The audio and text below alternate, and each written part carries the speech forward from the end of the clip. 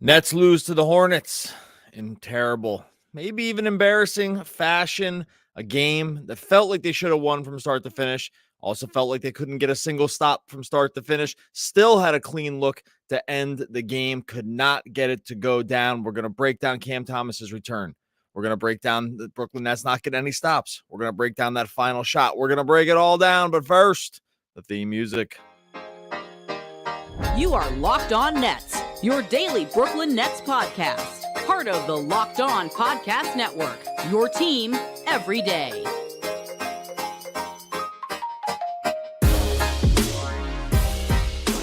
Brooklyn, yo. All right, welcome back to the Locked On Nets podcast on the Locked On Podcast Network. It's your team, the Brooklyn Nets, every single day. I am Doug Norrie, the owner-operator of DFSR.com, doing basketball projections every single night over at DFSR.com. If you want a free trial, go check it out over there. No Adam Armbrecht on the podcast today. Lucky him, coming in hot following a loss by the Brooklyn Nets to the Charlotte Hornets at home.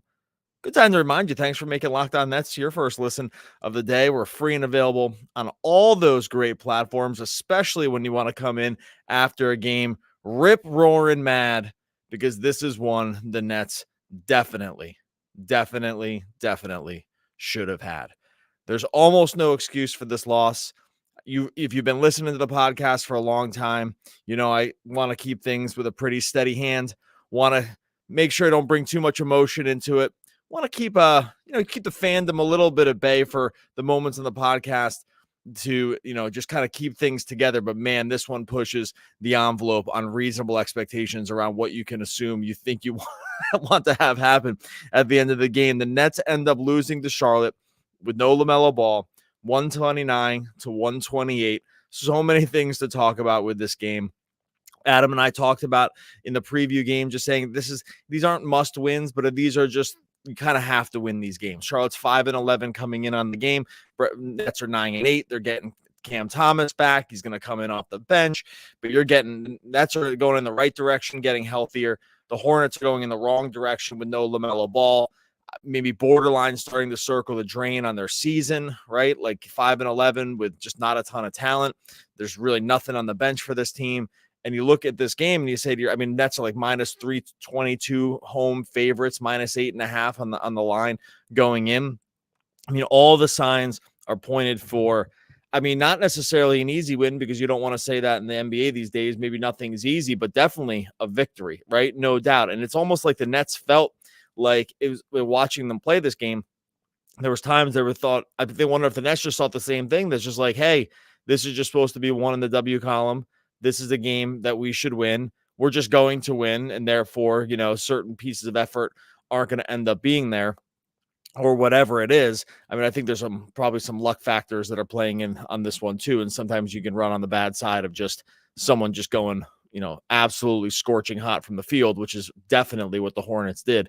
Made all the easy ones, made all the hard ones as well. But you get to the end of this game and you just think to yourself, man, should the Nets never, ever, ever should have lost this game. Absolutely not. Not against this team, not against what sort of the Nets are playing for, not the idea that they're getting healthier, not that they just have more talent up and down the roster, especially when you get into the bench. They're getting arguably their best player in Cam Thomas, however you want to rank these guys, back for this game. He looks like he comes out of the gate and can't miss it all, and you still just take an L from a team that's just not a good team.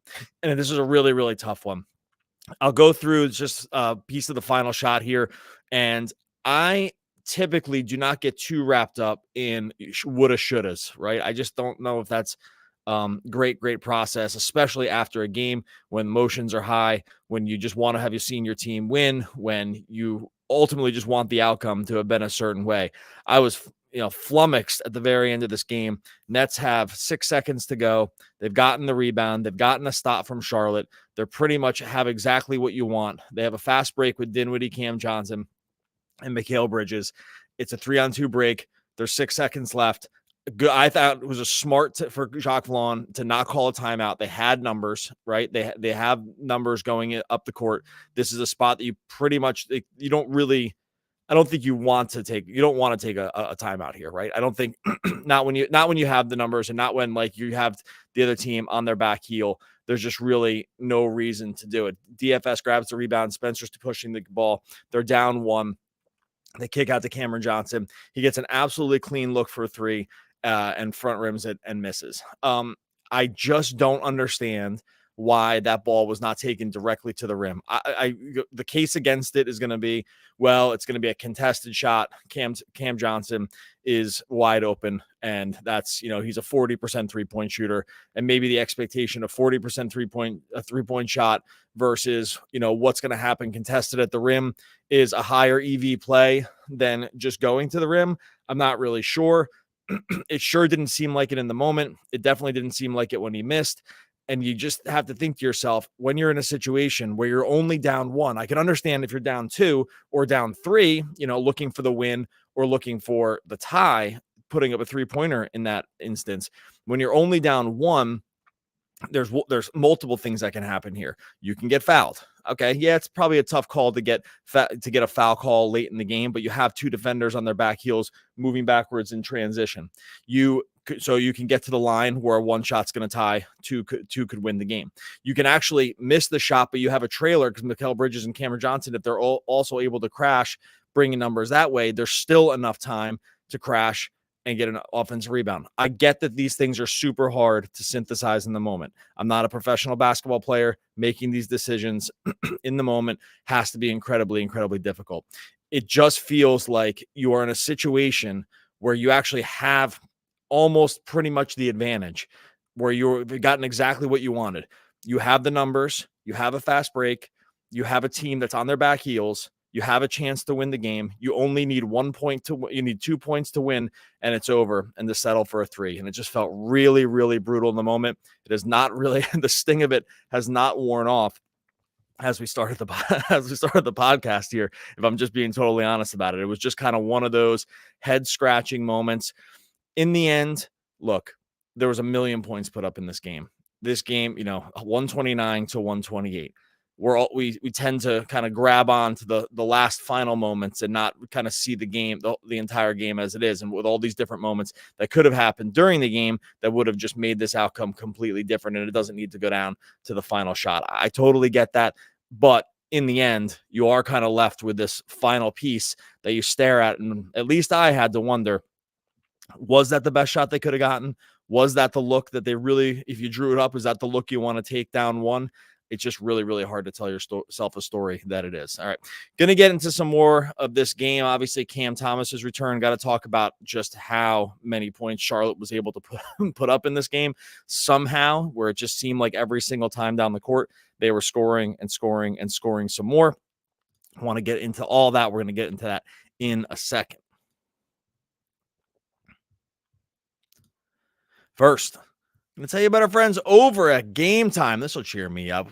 When you are buying a ticket for, a sporting event, a concert, a play, the last thing you want is for that experience to just be stressful, to kind of not have the right information. Gametime solves this for you. Gametime makes the ticket buying experience very easy. You're going to find the best deals over at Gametime. You're going to get to see where you're going to sit. You're going to get flash deals to make sure you're getting the best prices. And you're just going to get the ticket buying experience drilled down into a very, very easy thing. So you can go to the game, you can go to the concert, you can go to the play, you can get what you want. There's still time right now over on Gametime for Saturday's game, Orlando Magic at Brooklyn Nets. Tickets over on Gametime starting at $31. Get in on the action. Like I said, they have last minute tickets. They have zone deals. It's very easy to buy tickets for every single kind of event in your area. They also have the lowest price guarantee, even cancellation protection and job loss protection as well. Come on, stop at Gametime. Too much for us. Download the Gametime app, create an account, use the code LOCKEDONNBA for $20 off your first purchase. Terms apply.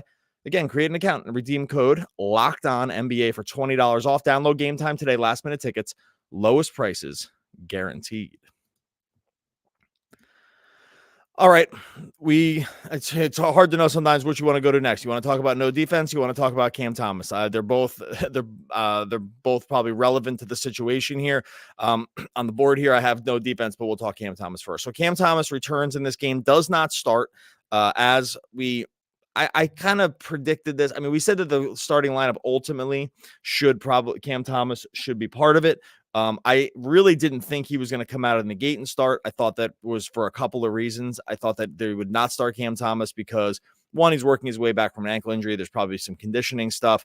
Sometimes with these guys, minutes situations, they're going to, sort of hard cap the minutes. The minutes are much easier to hard cap when you bring a guy off the bench, just from, a flow of the game standpoint.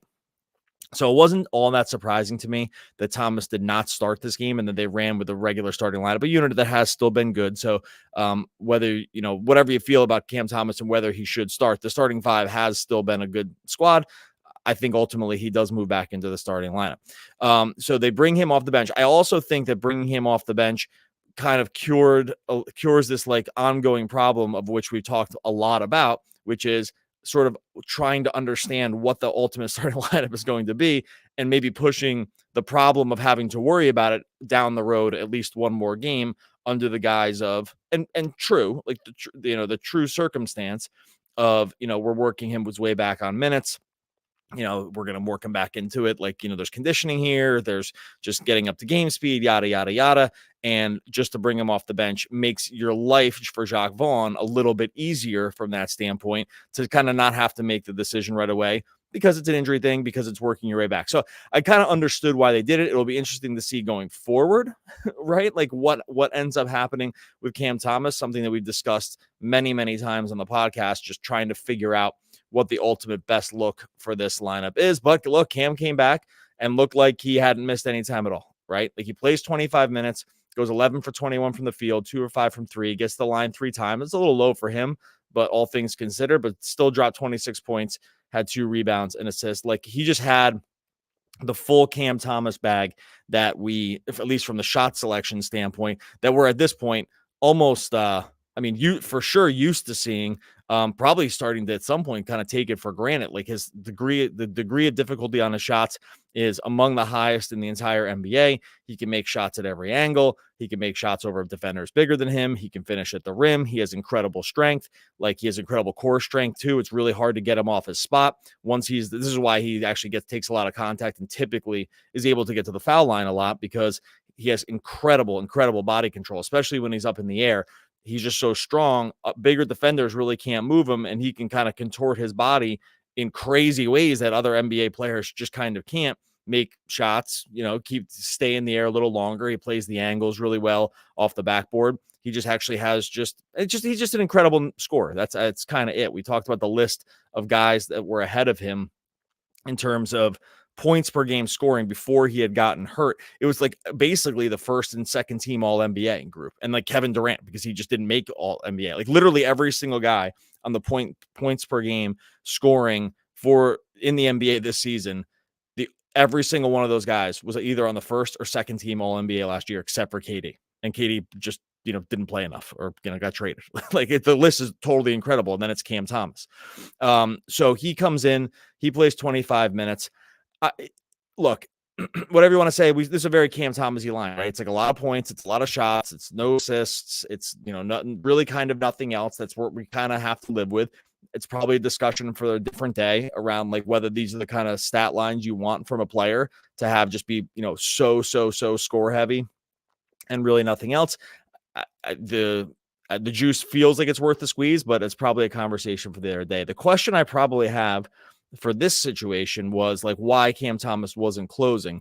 Now, because you think like, well, you're down, you want to have your best scorer out there. The party line here, and I'm going live after the game. We're live on YouTube. I have not listened to Jacques Vaughn's press conference. The party line here will probably be like, well, hey, we were managing the minutes, and so therefore, he just kind of ran out of minutes he was managed. The other side of that argument would be, well, manage the minutes so that he's in the closing group because he's your best scorer. And that is a question I'm not sure it's going to be asked by Nets media. It probably should be, but if you are allowed to manage the minute, if even under minutes management, sort of constraints, you're still able to manage the minutes to how you see fit. And those minutes can be planned out. So you can just play the last 6 minutes. of the game and be with the closing unit and be there as a scoring option and maybe be there in transition and maybe be there taking tough shots at the end where the Nets desperately need it. Like, not having him on the court there, I think, is a really, really tough look. I know what the answer is going to be. It's going to be all the things I just said, because these are just sort of like company speak lines, I'm sure, around like the minutes are, the minutes are going to be what they're due or whatever. He's just working his way back. Again, you can make the minutes however you want. And if the idea is that you want to have your best players closing, it's really a really, really tough look to not have him with that final group. And maybe and by the way, this isn't even like sort of like revisionist history, not revisionist. This isn't me just coming at it because the results didn't turn out the way we wanted. This was sort of head scratching in the moment as well, right? We're staring there. It's the last 5-6 minutes. Like, he's not on the court, and you have to just sort of wonder, like, was this the plan? Did they maybe not feel like this game was going to go down to the wire? Did they feel like they were just going to end up pulling away? Like, it's hard to know exactly. Like, he checks out, Cam Thomas checks out at the 7:15 mark in the fourth quarter. Oh, no, sorry. He comes back in at the 5-minute mark and then checks back out with 3:50. So there's 3 minutes and 50 seconds left in the game when he checks out for good. That just has to feel, I mean, if you're going to run this up to basically the 4-minute mark, there just has to be a way to figure out where that last 4 minutes is like him on the court and not him checking out with 4 minutes to go. It just doesn't seem like this is reinventing the wheel here. Like, how he's your best player. And like, it just doesn't make sense to me. Again, I feel like I know what the answer is going to be.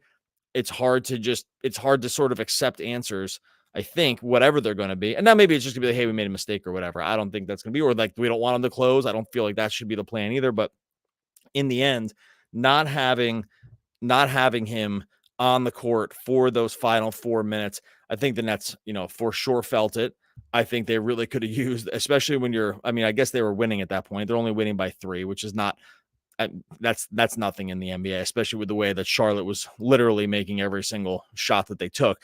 So a 3-point lead is not anything like, it's like not anything like, a safe spot no matter what, obviously. But it feels like an opportunity between the final shot, which we discussed in the first section here, and then this part here with Cam Thomas. These just feel like opportunities completely missed that could have just swung the game in a totally different way. And that stinks. I mean, sometimes we come on these podcasts and we look and say, hey, what are you going to do? Like, Luka threw up a miracle shot at the end. He banked it home. Like, he's hitting crazy shots. What are you going to do? We've been in different losses. Sometimes you get blown out by Boston. It's like, hey, what are you going to do? Like, was there really coaching moves that could have stopped this monster group? I'm not really sure. We've been on here plenty of times after losses and kind of said that those lines, right? Because sometimes the losses just feel like, hey, either it was going to be tough to know what to do about it, or it was just kind of, you were pot stuck from the beginning. This does not feel like one of those games. This feels like we can point to very specific situations to say, had this gone different, like had a different, better choice been made here, the outcome of this game would have been a win. And that's really, to me, feels like the theme of the game. All right. I want to talk about the defense or lack thereof, obviously, on this one, because, I'm saying defense because that's the thing that's supposed to happen when the other team has the ball. When the other team puts up 129 points in regulation, it's hard to feel like, it's almost like you have to come up with another word for the thing that was happening for the Nets on that side of the ball. We'll get into that here in a second. First, going to tell you about our friends over on FanDuel. Right now, new customers are going to get $150 in bonus bets with any winning $5 money line bet on FanDuel. That's $150 if your team wins. Now, if you did a little emotional hedge on FanDuel going into this game, maybe you're like, hey, I'm going to get some money on the money line for the Hornets because I'm rooting for the Nets. But maybe, the Hornets take this like plus 425. It was like plus 420, something like that, money line going into the game. I'll take that. I'll get my $5 money line bet in on that one. I'll be happy if the Nets win, but then I'll maybe be okay with it if Charlotte ends up pulling it off, because it's they're a huge underdog, and you're going to get $150 in bonus bets as well. If you've been thinking about joining FanDuel, no better time to get in on the action. They got the spreads, they got the player props, they got the over-unders, so much more. Every sport, obviously, as well. Visit FanDuel.com/LockedOn. Get in on the action this NBA season. FanDuel, official partner of the NFL. All right, let's close this out. Obviously, live on YouTube. Got a bunch of people in here that are, tilting their faces off. Obviously, with the loss, I totally get it. Well, obviously, I'm rolling solo here tonight, but we'll stick around for YouTube live. Chop it up with the fans out there that probably want to get some emotions, if chat can be believed here, emotions off their chest. So totally aware of that, and we'll be getting into the YouTube live when it's all said and done. Look. Charlotte scored 129 points in this game. Terry Rozier looked like the second coming, like some combination of Michael Jordan, Steph Curry, and just take combine a few other guards together, like all-time guys. And that's what Terry Rozier looked like tonight. 13 for 25 from the field, 7 for 9 from 3, got to the line 4 times, dropped 37 points, was able to tack on 13 assists also. Felt like he could not be stopped. Overall, Charlotte shot 58% from 3, 21 for 36. They shot 16 for 16 from the line, 100% from the line. Overall, their game splits were 51%, 58%, 100%. Frankly, on some level, you have to look at it as a Nets fan and say, if the other team's going to shoot like that, it's kind of a miracle we were in the game at all. Now, it's not a feather in your cap. You allowed the other team to shoot the lights out of the place. But if you looked at those numbers, if I looked at just those numbers, I was like, okay, here are the splits for the end of this game. Charlotte, and that's all I could see, right? Tunnel vision. I can only see the splits. 51%, 58%, 100%. I'd be like, the Nets lost by 25. Like, how could you not? how could you not lose by that much if their team's like literally not going to miss? If they're not going to miss, it's a total miracle that the Nets were even in the game at all. It's not a feather in the cap. It's not, this isn't a moral victory or whatever. It's going to be a feel-good moment to say, oh, wow, good job staying in the game, even though they shot. Like, the Nets allowed this team to basically not miss any shots. This was a scenario where the defense had a lackadaisical approach to it. It wasn't all terrible. The Hornets just made all the easy shots, of which they had many, and they made all the hard shots as well. They had plenty of times where the Nets actually had, I thought, good defensive stands. It was fewer and far between, but they had moments where, they got like Claxton got on switches onto Terry Rozier plenty of times where I thought he stood him up really well and Rozier just made tough shots over him. That definitely happened. Like, we can't look at the end of this game and say every single make by Charlotte was of the easy variety. It definitely was not. But there were lots of easy ones for sure. And then the ones where the Nets did actually dial up the defense a little bit, where they did make things a little bit more difficult, Charlotte made those also. And if that's going to be the case, you're just going to have a really, really hard time overall. The defensive scheme has been, they want to shoot gaps. They want to take risks. We've been talking about this. Actually, we talked about it 2 episodes ago, sort of positing that one of the reasons that the Nets were having defensive struggles this year was that they were taking a lot of risks and gambles. So we talked about that and saying, hey, maybe this is actually one of the reasons. They kind of want to muck it up. And when you're going to do that, you're going to allow sometimes easy baskets. And actually, we were sort of not vindicated because no one really disagreed with it, but that Sarah Kustok brought it up on the Yes broadcast and said basically the same thing, slightly different words, but the tenor of it was pretty much the same, which was the Nets are playing a pretty aggressive defensive style. And when you play that kind of style, you are going to be susceptible to other teams' easy baskets. I think we'll wait for another day about whether or not like that's the correct strategy or not, or whether the Nets should sort of like take this more chaotic approach at times to their defensive alignments. On the one hand, I think that like with the personnel they have, it's probably not the worst idea in the world. It's also can look really bad at times, and you can just have your team get some really, really easy looks. Going to get really easy looks at the basket. Going to get really easy looks from 3 when you don't over rotate it quickly enough, and you just can't find your shooters. The Nets definitely got lost on rotations in this game more than a few times, allowing like the Bryce McGowans of the world to go 5 for 7 and 4 for 5 from 3 on just completely clean looks, except for one. I think one was a tough look for him. The other 4 were just totally wide open. That's a really, really, really tough look. Like, it's going to be hard to win any game where that's going to be the case. They also just, Charlotte was able to score in the paint as well. They just didn't miss any shots. that's kind of the whole story here. The Hornets just didn't miss anything. I was trying to find the points in the paint real quick. Actually, Charlotte didn't even have that many points in the paint. 38 points in the paint. Brooklyn had 66. It's mostly just like the efficiency was just so crazy on what they were doing that they just, basically all the shots went in. It's probably a discussion for a different day around what the defensive identity or lack thereof is for this team. Brooklyn came into this game already ranked pretty low on defensive efficiency. So coming in here, I think they were 24th, but I'm just going to double check.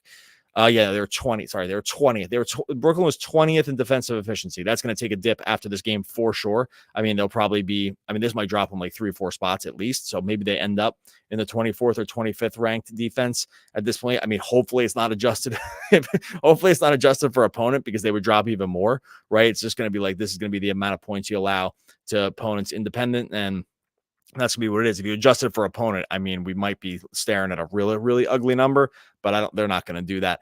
The defense has been a problem all season. The defense has not lived up to what you think the defense should be, considering that the personnel that they're throwing out here on a nightly basis, Nick Claxton, Mikal Bridges, these guys came in with defensive, Dorian Finney-Smith. These guys come in with like sort of at some stops for Mikal, especially, it was like, hey, this is like a defense first guy. Nick Claxton, obviously defense first. Dorian Finney-Smith, defense first. Like to have these guys on the roster, among other guys, right? To have these guys, Cam Johnson kind of was, 3-and-D wing. Like this is what everyone came over as. To have these guys on the roster and to have the defense this bad is just such a problem. It doesn't seem like it's getting better. It's hard to see what the outs are. It's hard to see exactly fully what the problem is, short of what I was talking about before, and that they're very slight, right? This is like not a big group. Maybe they're rangy defenders, but no one's really that big in terms of NBA standards, in terms of just, overall heft. Maybe that's part of the problem also. The defense has just been an issue. And if you went into this game worried about the Nets defense, this game probably has you walking up over the edge, because they brought in a team in Charlotte that came into this game. I'll just double check. I'm pretty sure they were in the bottom third too. Oh, it just blanked out on me. The offensive efficiency for the Hornets, I can't get it right now. Okay, I'll get it before the end of the show. I'm almost positive that it was in the bottom third though. Got it. This is not the best podcast in the world if you want to do this. Yeah, so Charlotte came in 22nd in the league in offensive efficiency heading into this year, and that was with they're without arguably the engine of their offense in LaMelo Ball.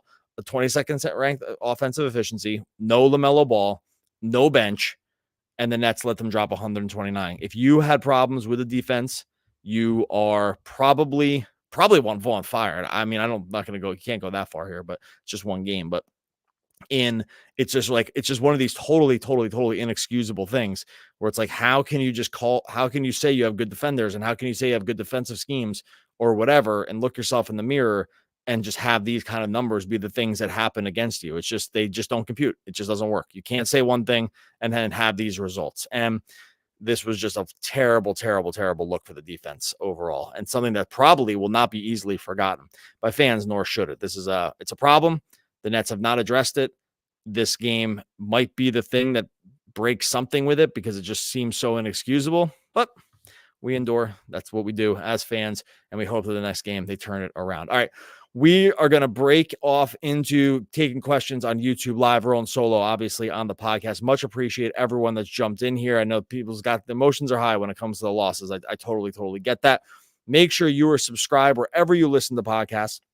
Make sure you subscribe on YouTube as well. Free and available on all of those platforms. Free for you to go and listen. Helps us just come at you every single day with the Nets talking Nets basketball after everyone. We get to the end of these podcasts. If you're new to the podcast, you know that we end the podcast with quotes from some of the great American poets out there. That's always Adam Armbrecht's job to come up with the quotes. And I, when I solo, always get to the end of the podcast and say, I didn't get a quote from one of the poets. And that's when I always say, Adam Armbrecht, the co-host. He's one of the great poets. We will be back again tomorrow and in a moment on YouTube talking more Brooklyn Nets basketball.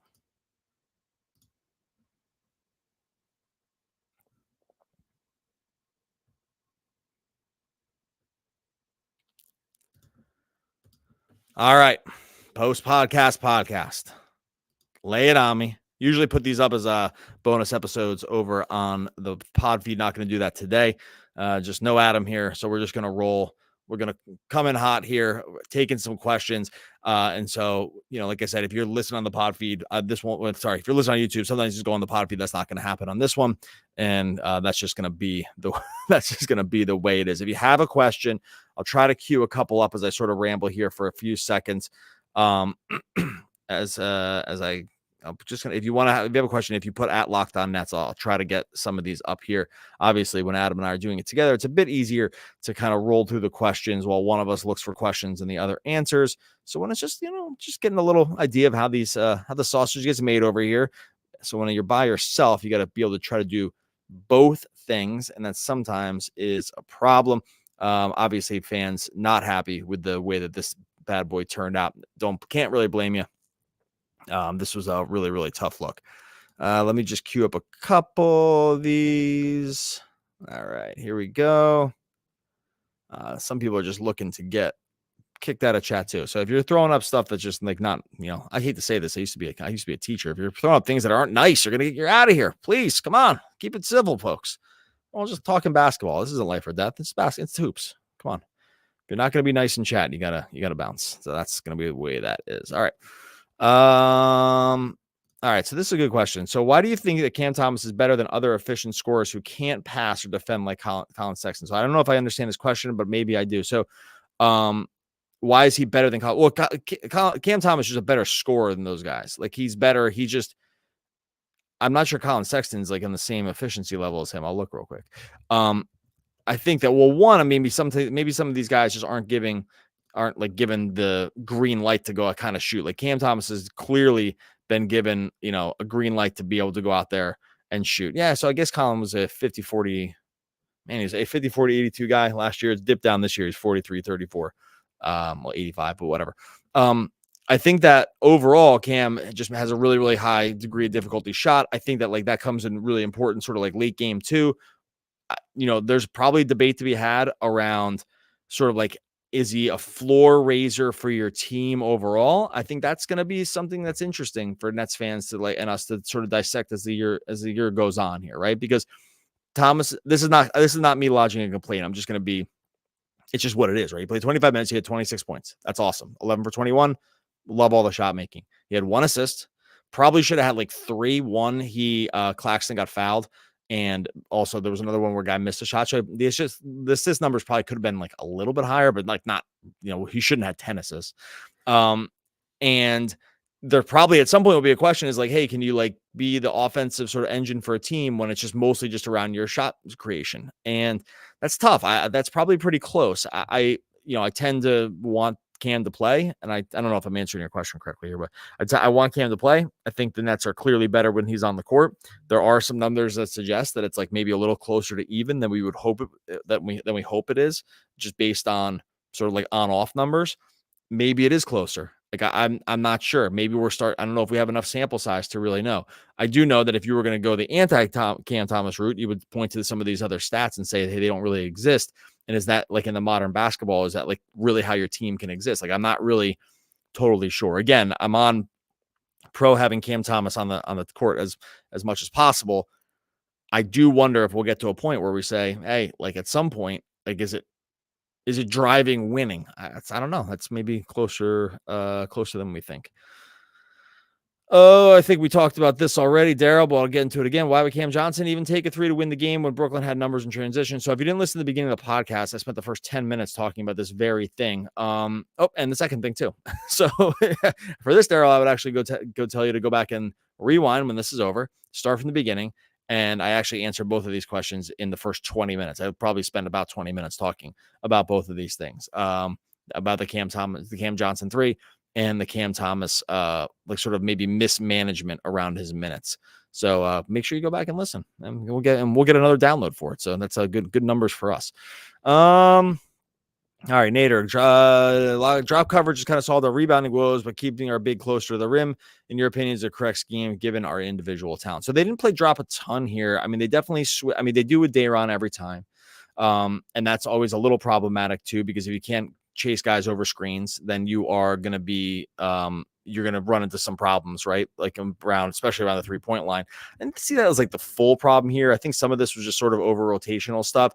They definitely were switching with Claxton a decent amount, or if not the whole time, because he got caught up on Rozier plenty of times in this game where I thought, again, he had good defensive stands against him and just Rozier made the shot. So I think like overall, and Claxton was asked a question about this. I think overall, what you should do is, I think they should just be able to switch it into the different. They should be able to just give different looks. I think that's like kind of the key is be able to sort of toggle back and forth between the two is probably more effective than always just leaning into one. Because when you do that, when you can mix up your coverages, you can at least slow down the processing of the other team. And if the understanding is like neither situation is going to be amazing, switching up enough so the other team doesn't know what's coming might be what they need to start doing a little bit more. I'm not really sure about that. I probably have to think about that a little bit more.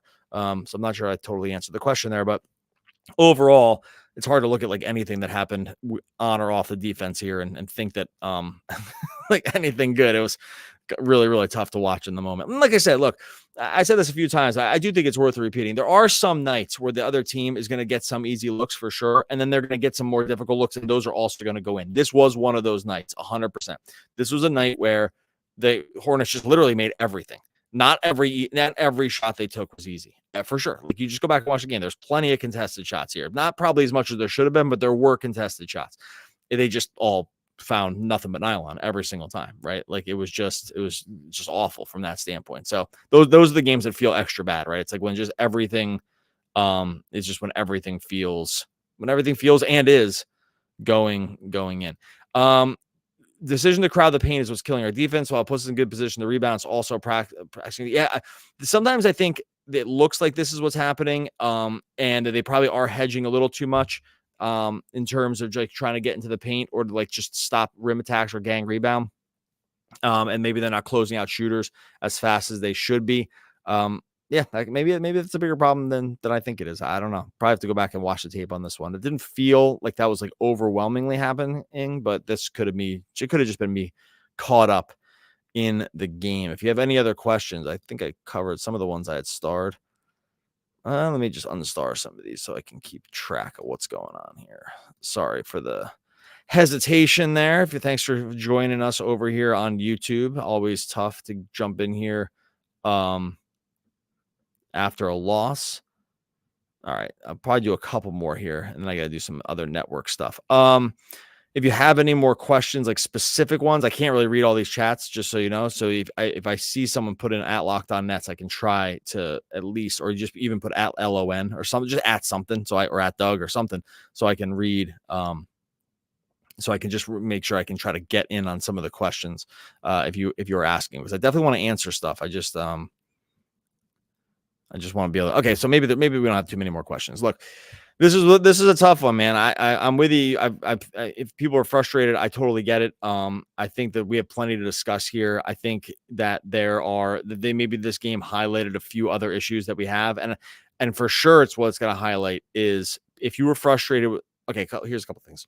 If you were frustrated with Jacques Vaughn going into this game did nothing to cure that at all, right? Like the decision to not have Cam Thomas on the court at the end.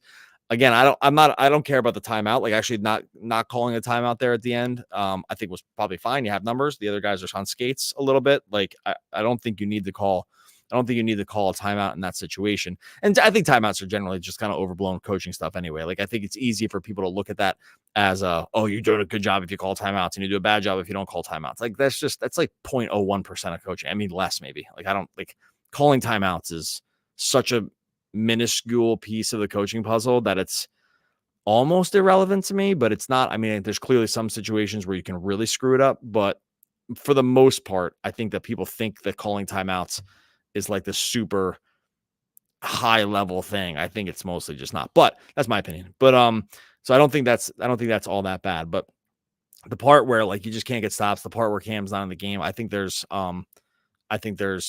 definite you can definitely lodge complaints for that one. I got a question here from Josh.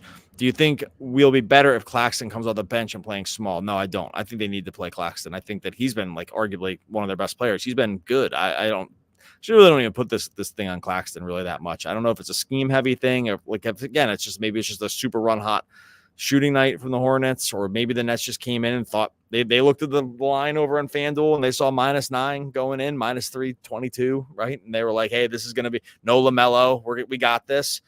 Sometimes you can that can happen too, right? Like in terms of overall effort, like just think to yourself, hey, this game's going to be an easy dub. And it's really just not. And maybe the defense thing is all effort. Like it's funny because actually I throw this up there because we've been showing less effort defensively than last year. I actually think at times they showed amazing effort, and I think that sometimes like I said this before, but if you're going to take a lot of gambles defensively, it's going to maybe look like lack of effort because you're going to lead to open shots, whereas like the effort just led you more and the other team more into an open shot, but it also can disrupt in terms of turnovers and other things like that too. And it'd be considered more of a high variance approach. I've only been like sort of recently coming around to this idea that this might be part of the problem. So I haven't really dove too much into it. But if you're trying to force turnovers at a higher rate because you're sort of overmatched defensively in terms of size and just overall length and stuff, then it can at times lead to turnovers, and sometimes it can lead to easy baskets. Like I don't know. That's something. I clicked the wrong button. It's something that I think that I want to try to look a little bit more into as the season goes on. All right.